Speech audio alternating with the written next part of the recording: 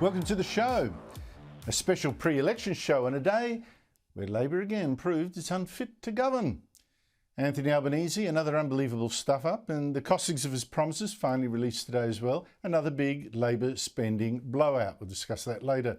But before we get to the main course and my final thoughts on Labor's amazingly incompetent campaign, an entree for you. Two amazing bits of hypocrisy that I've got to tell you about.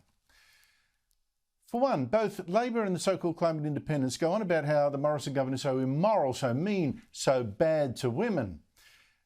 The hypocrites, these critics. Let's look first at Labor frontbencher Christina Keneally, who's running in this election in the multicultural and working class seat of Fowler, 44 kilometres from her luxury home on Scotland Island.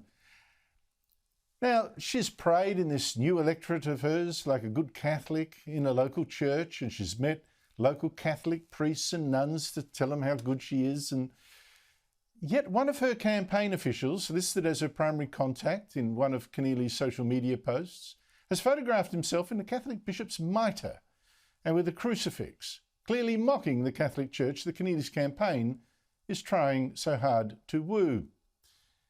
Now, the Labor official here has also had a personal site on Fansly, offering pictures of himself to fans, but that's his business. I won't show you those pictures.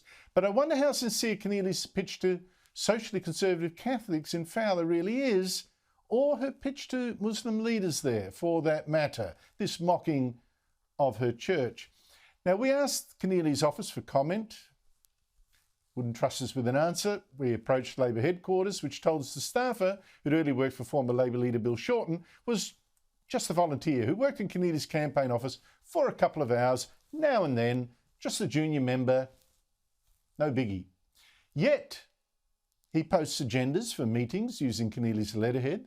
He coordinates Teams chats on WhatsApp group chats and is listed by Keneally as a contact. He's even got a Parliament House email address, which is given to staffers, not volunteers. Now, the man himself we haven't heard from, but the husband of Christina Keneally's main rival in Fowler, Lee, an independent, managed to confront him over Keneally's misleading campaign posters, falsely painting Lee as a Liberal. You know, you're Christina's chief of staff. You know, this is not the Liberal candidate. You got that wrong. So there's a lot of lies going on here. Very interesting. Yeah, that's my wife. She's the independent. You guys even can't tell the locals apart. But when you're from the eastern suburbs, I suppose breathing our air, it's a bit difficult. Shouldn't you be ashamed of yourself to get it so wrong? Do I look ashamed? No, he doesn't look ashamed at all.